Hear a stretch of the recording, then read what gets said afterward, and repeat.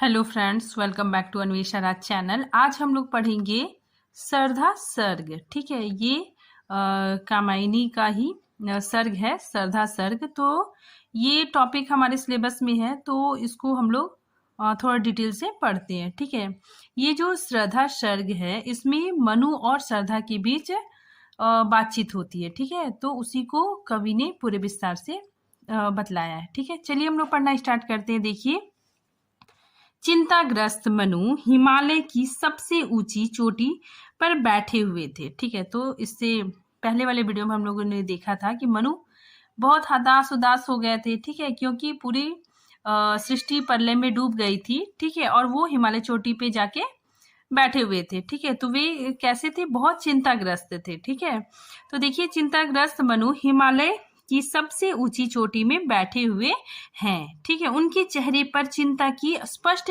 रेखा दिखाई दे रही है। ठीक है, ऐसी स्थिति में श्रद्धा घूमती हुई वहां आती है। ठीक है, और वो वहां मनु को देखती है। ठीक है, तो श्रद्धा वहां पे घूमती हुई आती है, तो वहां पे मनु को देखती है। ठीक है, फिर श्रद्धा मनु से प्रश्न करती है कि कौन हो तुम। ठीक है, तो श्रद्धा मनु से प्रश्न पूछती है कि कौन हो तुम।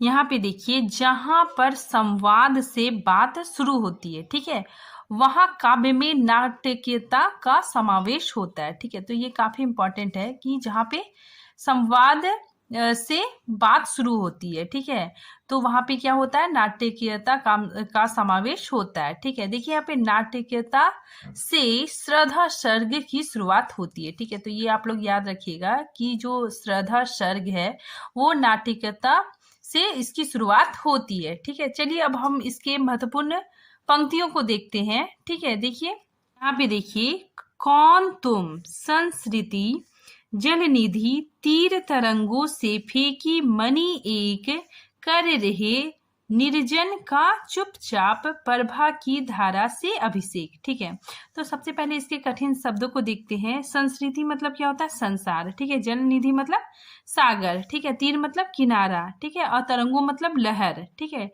ये तरंगों का मतलब हो गया जीवन के संघर्षों से। ठीक है, मणि, मणि किसके लिए प्रयुक्त हुआ है?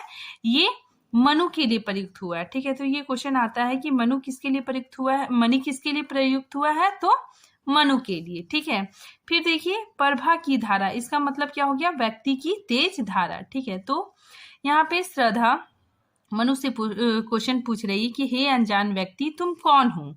ठीक है, और तुम मतलब जीवन के संघर्षों से फेंके हुए मणि के समान लग रहे हो। ठीक है, और तुम इस निर्जन निर्जन स्थान पे क्यों चुपचाप बैठे हुए हो? ठीक है, और तुम्हारी जो प्रभा है, ठीक है, तुम्हारा जो व्यक्तित्व है वो मतलब बहुत तेज दिखाई दे रहा है। ठीक है, इस वातावरण को प्रकाशित कर रहा है। ठीक है, तो चलिए इसके हम लोग भावार्थ को देखते हैं। श्रद्धा कहती है, हे मनुष्य, तुम कौन हो? ठीक है, जिस प्रकार एक महासागर में समुद्र का जल अपनी लहरों के साथ तट पर टकराता है। ठीक है, समुद्र का जल क्या होता है? तट पर टकराता है, तो अपनी गर्भ, ठीक है, अपनी जल, अपनी अतल गहराई में से जो भी मनिया संचित होती है, ठीक है, तो उसके पानी में, समुद्र के पानी में, उसके अतल गहराई में जो मनिया संचित होती है, ठीक है, उन्हें बड़ी उपेक्षा भाव से किनारे छोड़ देती है। ठीक है, तो उसे क्या करती है? किनारे छोड़ देती है। ठीक है, बड़ी उपेक्षा भाव से किनारे छोड़ देती है। क्योंकि फिर आगे बता रही है कि क्योंकि मनिया, मनिया जो किनारे तट के किनारे छूट गई है, तो मनिया क्या होती है? बहुत तेज से युक्त होती है। ठीक है, और वो पूरे वातावरण को जगमगा देती है। ठीक है, ऐसे ही अनजान व्यक्ति तुम संसार रूपी सागर की लहरों, मतलब संघर्ष की लहरों से फेंकी हुई मणि के समान लग रहे हो। ठीक है, तो श्रद्धा क्या बोलती है कि तुम मतलब जीवन के संघर्षों से लड़ते हुए थक गए हो। ठीक है, तो जीवन के संघर्षों से लड़ते हुए फेंकी हुई मणि के समान लग रहे हो। ठीक है, और तुम इस निर्जन वन में क्यों चुपचाप बैठे हुए हो? ठीक है, अपने तेज से, ठीक है, अपने तेज से संपूर्ण सृष्टि का अभिषेक कर रहे हो। ठीक है, यानी अपने व्यक्तित्व के तेज की धारा से इस सुनसान निर्जन सुनसान स्थान पर अभिषेक कर रहे हो। ठीक है, तो यहाँ पे देखिए मैंने यहाँ पे लिख दिया है कि मणि किसके लिए प्रयुक्त हुआ है, तो मनु के लिए प्रयुक्त हुआ है। ठीक है, जो अपने तेजस्वी की ओर संकेत कर रहा है। मनु के व्यक्तित्व का जो तेज है वो पूरे वातावरण को प्रकाशित कर रहा है। आगे देखिए ये दूसरी पंक्ति है। ठीक है, सुना यह मनु ने मधुर गुंजार। ठीक है, तो श्रद्धा की बात जब मनु सुनते हैं, ठीक है, तो उसी चीज का यहाँ पे वर्णन है कि सुना यह मनु ने मधुर गुंजार। मधुर गुंजार मतलब मधुर वाणी। ठीक है, श्रद्धा की मधुर वाणी। ठीक है, मधुकरी का सा जब सा आनंद। ठीक है, तो मधुकरी मतलब क्या होता है, भ्रमरी। ठीक है, भौरा हो गया। ठीक है, भौरा का स्त्रीलिंग क्या हो गया, भंवरी। ठीक है, तो भंवरी के समान उसकी आवाज थी। ठीक है, और उसकी आवाज से मनु को बहुत ही आनंद महसूस हुआ। ठीक है, कि ये मुख नीचा कमल समान। ठीक है, तो जो मनु है उनका जो सर था वो कमल के समान झुका हुआ था। ठीक है, तो कि ये मुख नीचे कमल समान। ठीक है, यहाँ पे देखिए उपमा अलंकार है। ठीक है, आगे देखिए प्रथम कवि का जो सुंदर छंद। ठीक है, तो उनको ऐसा लगा जैसे प्रथम कवि कौन है, वाल्मीकि। ठीक है, वाल्मीकि ने जब अपनी पहली रचना की थी, ठीक है, अपने पहला जो सुंदर छंद लिखा था, उन्हें जैसा आनंद प्राप्त हुआ था, ठीक है, वाल्मीकि को वही आनंद मनु को प्राप्त हो रहा था। ठीक है, श्रद्धा की आवाज सुनकर। ठीक है, चलिए हम लोग इसकी व्याख्या देखते हैं।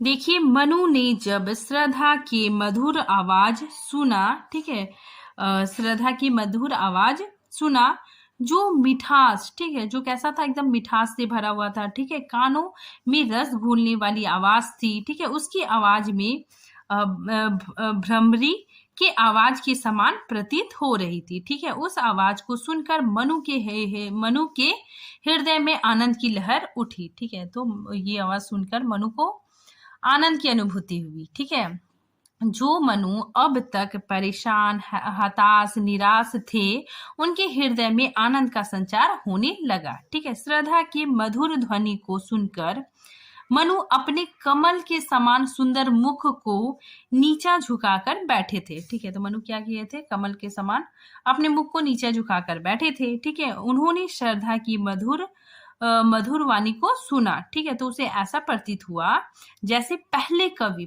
कौन है, वाल्मीकि को जो आनंद अपने पहले छंद से मिला होगा, ठीक है, उसी तरह का आनंद उस निर्जन एकांत में इतने लंबे समय के बाद श्रद्धा के मधुर वाणी सुनकर उनको प्राप्त हुआ। ठीक है, तो इस पंक्ति में क्या है, पूरा का पूरा बिंब है। आगे देखिए नेक्स्ट पंक्ति। ठीक है, यहाँ पे देखिए ये भी काफी इंपॉर्टेंट है।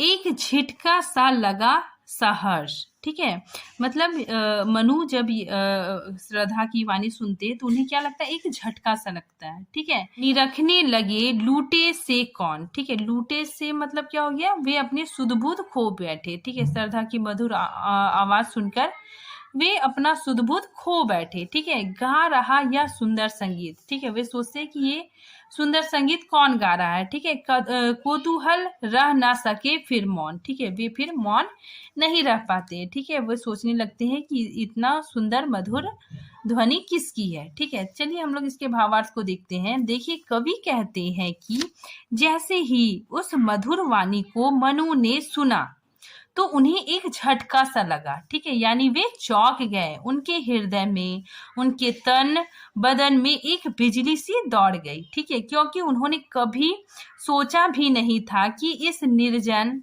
ठीक है, निर्जन मतलब ये सुनसान एकांत में, जहाँ सृष्टि पूरी नष्ट हो गई है, ठीक है, वहां कोई आवाज सुनाई देगी। ठीक है, मतलब वहां उन्हें कोई मनुष्य मिलेगा।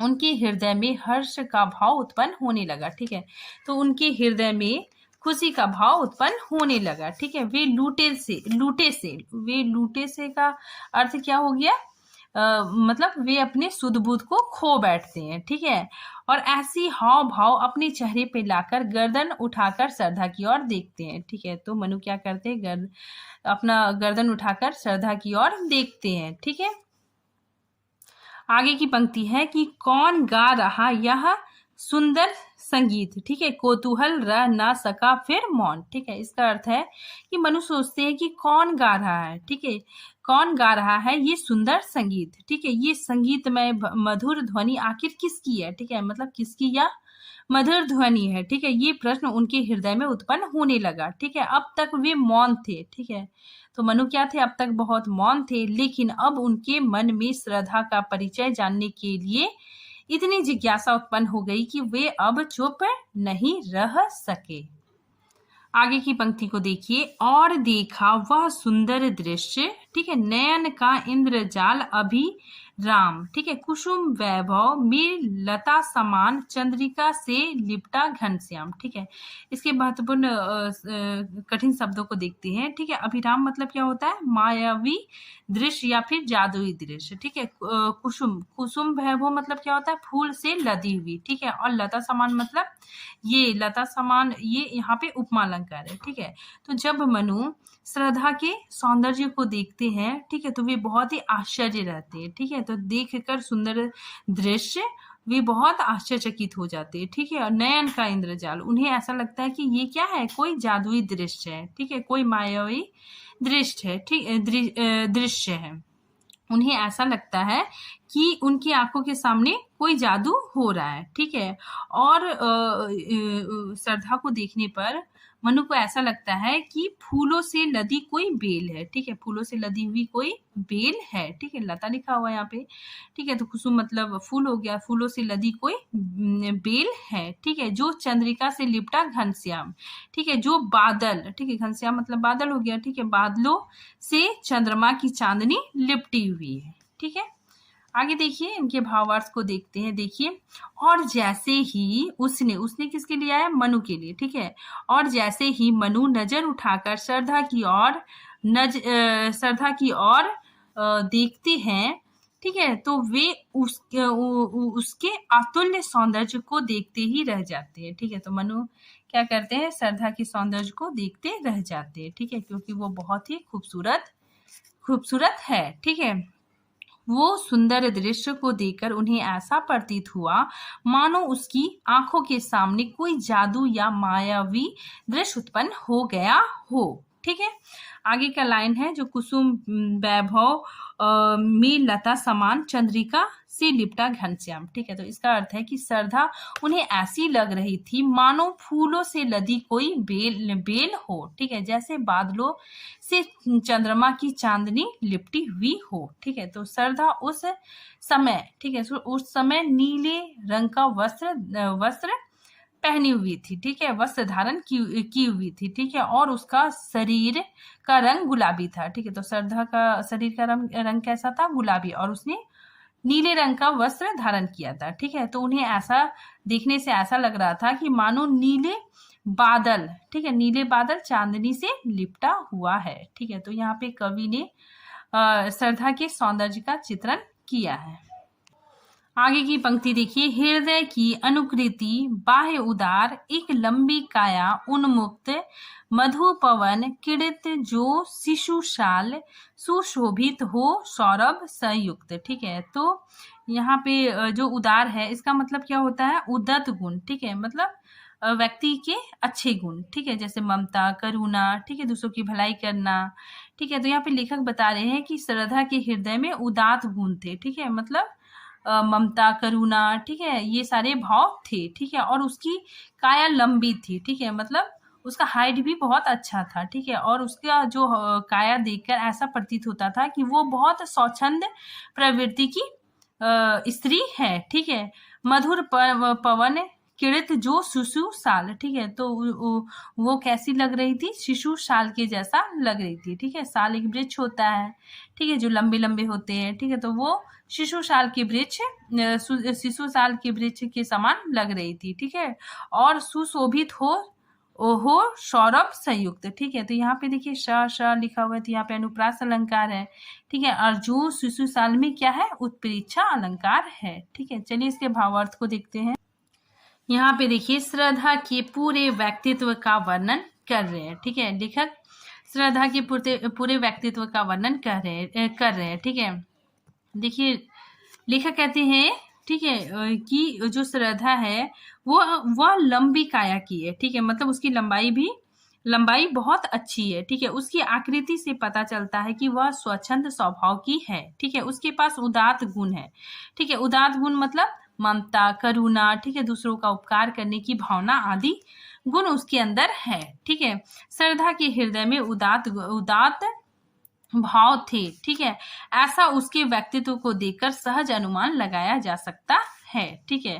फिर आगे देखिए, मधुर पवन किड़ित जो शिशुशाल, ठीक है, इस पंक्ति का अर्थ है श्रद्धा देखने पर कैसी लग रही थी, मानो कोई साल का वृक्ष हो, ठीक है, साल का वृक्ष की लंबाई बहुत होती है, ठीक है, तो आपको पता है कि साल के वृक्ष की लंबाई क्या होती है, बहुत बहुत लंबी लंबी होती है, ठीक है, और ये पहाड़ी इलाकों में पाया जाता है, ठीक है, यही कारण है कि कवि ने साल के वृक्ष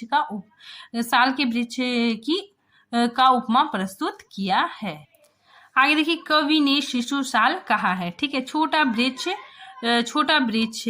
हो, ठीक है, और वो मधु पवन यानी बसंतकालीन पवन के झोंकों के साथ लहलाता हुआ सामने खड़ा हो, ठीक है, तो कवि बता रहे हैं जो श्रद्धा है, ठीक है, वो क्या है, छोटा साल के वृक्ष के समान है, ठीक है, और जो मधु पवन, ठीक है, पवन भी क्या है, बहुत फूलों से लदी हुई है, ठीक है, तो इसकी वजह से पवन में सुगंध आ गया है, ठीक है, तो इसीलिए यहाँ पे मधु पवन बोला जा रहा है, ठीक है, तो मधु पवन, ठीक है, वसंतकालीन पवन की झोंकों के साथ वो साल वृक्ष क्या कर रहा है, झूम रहा है, ठीक है, और मनु के सामने खड़ा है, ठीक है, वह वसंत काल में खिले सारे फूलों से युक्त के सुगंध उस बसंत के पवन की झोंकों के साथ लहलाता हुआ कीड़ा कर रहा है, ठीक है, तो यहाँ पे लेखक बता रहे हैं कि जो साल वृक्ष है, साल वृक्ष की तुलना किससे किया गया, श्रद्धा से, ठीक है, तो बसंत का मौसम है, तो बसंत के मौसम में बहुत फूल खिले हुए हैं, ठीक है, तो इसके वजह से हवा क्या हो गई, बहुत सुगंधित हो गई है,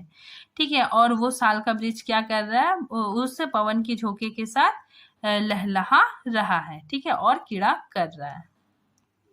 आगे की पंक्ति देखिए, मशृंग गांधर्व देश के नील रोम वाले मेषों के चर्म ढक रहे थे, उसका वपुकांत बन रहा था या कोमल वाम, ठीक है, देखिए इसके कठिन शब्दों को देखते हैं। मशृंग मतलब क्या होता है, कोमल या चिकना, ठीक है, रोम मतलब रोयादार, ठीक है, मेषो मतलब भेड़, चर्म मतलब चमड़ा, ठीक है, वपु मतलब शरीर, कांत मतलब सुंदर, ठीक है, वम मतलब कवच, ठीक है, तो यहाँ पे श्रद्धा की वेशभूषा का वर्णन किया गया है, ठीक है, कि वो गांधर्व देश की रहने वाली है, ठीक है, और उन्होंने जो मतलब वस्त्र पहना है नीले रंग का, ठीक है, वो किससे बना हुआ है, गांधर्व देश के जो भेड़ है, ठीक है, भेड़ के रोएदार चमड़े से बना हुआ है, ठीक है, वो मतलब जो नीला रंग का जो वस्त्र है वो बहुत क्या है, बहुत ही कोमल है, ठीक है, और श्रद्धा के शरीर पे बहुत ही सुंदर लग रहा है, ठीक है, और वो कवच के समान है, ठीक है, चलिए देखिए इसके भावार्थ को, श्रद्धा की वेशभूषा का वर्णन किया गया है, ठीक है, देखिए श्रद्धा ने गांधर्व प्रदेश में उत्पन्न होने वाली भेड़ों के रोएदार चम मतलब क्या हो गया, चमड़े से बना हुआ नीले रंग का कोमल चिकना वस्त्र श्रद्धा ने धारण किया है, ठीक है, तो जो भेड़ है, ठीक है, भेड़ के रोएदार से बना हुआ नीले वस्त्र को उसने धारण किया है, ठीक है, ऐसे नीले वस्त्र जो श्रद्धा ने धारण कर रखा है वो कोमल कवच के रूप में उसके शरीर की रक्षा कर रहा है, ठीक है।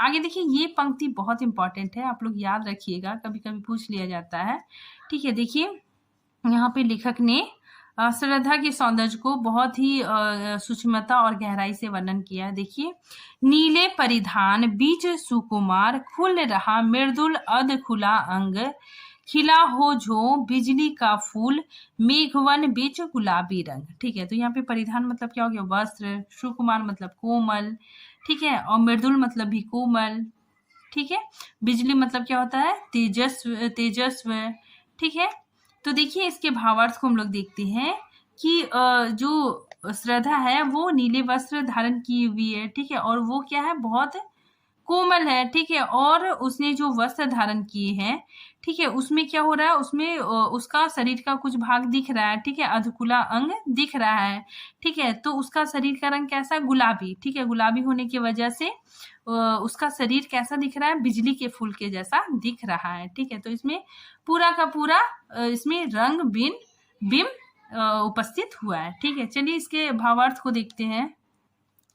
यहाँ श्रद्धा के सौंदर्य की और गहराई से वर्णन करते हुए कवि कहते हैं कि श्रद्धा नीले रंग का वस्त्र धारण की है, ठीक है, तो श्रद्धा ने नीले रंग का वस्त्र धारण किया है, ठीक है, उसके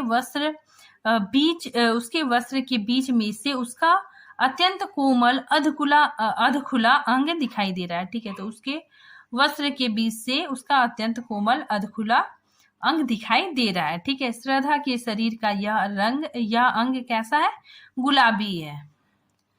उसके सौंदर्य को देखकर ऐसा लग रहा था मानो बादलों के समूह के बीच, ठीक है, बादलों के समूह के बीच, बादल नीले रंग का होता है, ठीक है, और श्रद्धा ने नीले रंग का वस्त्र भी पहना है, ठीक है, तो बादलों के समूह के बीच गुलाबी रंग का कोई बिजली का फूल खिल आया हो, ठीक है, तो गुलाबी रंग, उसके शरीर का रंग कैसा है, गुलाबी रंग है, ठीक है, तो नीले रंग का वस्त्र धारण किया है, ठीक है, और उसका मतलब थोड़ा बहुत मतलब अधखुला अंग दिख रहा है, तो वो कैसा है, गुलाबी रंग का है, ठीक है, तो ऐसा प्रतीत हो रहा है कि कोई बिजली का फूल खिल आया हो, ठीक है, यानी मेघ नीले रंग के माने गए हैं, ठीक है, तो नीले रंग का वस्त्र श्रद्धा ने धारण किया है, ठीक है, और उनमें से झांक रहा है उसका गुलाबी रंग, ठीक है, गुलाबी रंग का शरीर, ठीक है, तो गुलाबी रंग कैसा प्रतीत हो रहा है, बिजली के फूल के जैसा प्रतीत हो रहा है, ठीक है। आगे की पंक्ति देखिए, घिरे रहे थे घुंघराले बाल, ठीक है, घिरे रहे थे घुंघराले बाल, अंश अवलंबित मुख के पास नील घन सावक से सुकुमार सुधा करने को विधु के पास, ठीक है, देखिए इसके कठिन शब्दों को देखते हैं। जैसे अंश मतलब क्या हो गया, कंधा, ठीक है, फिर नील धन सावक मतलब क्या हो गया, छोटे नीले बादल, ठीक है, इसका मतलब हो गया शिशु, सुकुमार मतलब कोमल, ठीक है, सुधा मतलब अमृत, विधु मतलब चंद्रमा, ठीक है, तो यहाँ पे लेखक ने श्रद्धा के घुंघराले बाल से युक्त सौंदर्य का चित्रण किया है, ठीक है। देखिए यहाँ पे कवि कहते हैं कि उसके मुख के चारों तरफ घुंघराले काले बाल घिरे हुए हैं, ठीक है, और वे कंधों पर टिके हुए, ठीक है, उसके कंधों तक बाल है, ठीक है, तो ऐसा लग रहा था मानो उसके बाल छोटे छोटे बादल के समूह के समान है, ठीक है, तो उनके जो बाल है, श्रद्धा के बाल कैसे लग रहे थे, छोटे छोटे बादलों के समूह के समान लग रहे थे, ठीक है, और उसका मुख चंद्रमा के समान लग रहा था, ठीक है, श्रद्धा का मुख चंद्रमा के समान लग रहा था, ठीक है, जब उसके बाल मुख के पास लहराते हैं, ठीक है, तो उसके बाल श्रद्धा के बाल उसके मुख के पास लहराते हैं तो ऐसा लगता है कि वो छोटे छोटे बादल के टुकड़े मुख रूपी चंद्रमा, ठीक है, मुख की तुलना किससे की गई है, चंद्रमा से, ठीक है, तो छोटे छोटे बादल के टुकड़े मुख रूपी चंद्रमा के पास अमृत लेने आए हैं, ठीक है, तो जो बादल है वो चंद्रमा के पास अमृत लेने आए हों, ऐसी कल्पना कवि यहाँ पे किए हैं, ठीक है। तो आज ये टॉपिक मैं यहीं पे खत्म करती हूँ, ठीक है। ये श्रद्धा सर्ग में कुछ नहीं है, इसमें मतलब श्रद्धा के सौंदर्य का वर्णन है, ठीक है, फिर श्रद्धा मनु से क्वेश्चन पूछती है, ठीक है, तो फिर मनु उसका जवाब देता है, ठीक है, इसी तरह इसमें मतलब वार्तालाप चलते हैं, ठीक है, फिर जो मनु बहुत हतोत्साहित रहता है, ठीक है, बहुत वो चिंताग्रस्त रहता है, तो श्रद्धा उसके मन में मतलब उत्साह का संचार करती है, ठीक है, उसके अंदर पूरा मतलब उत्साह लाती है, ठीक है, उसे मतलब बहुत सांत्वना, बहुत समझाती बुझाती है, ठीक है, तो इस तरह ये श्रद्धा सर्ग खत्म हो जाता है, ठीक है, तो आप लोग पढ़ लीजिएगा, ठीक है। आज मैं यहीं पे खत्म करती हूँ, इसके बाद हम लज्जा सर्ग टॉपिक पढ़ेंगे, ठीक है, तो तब तक के लिए थैंक यू।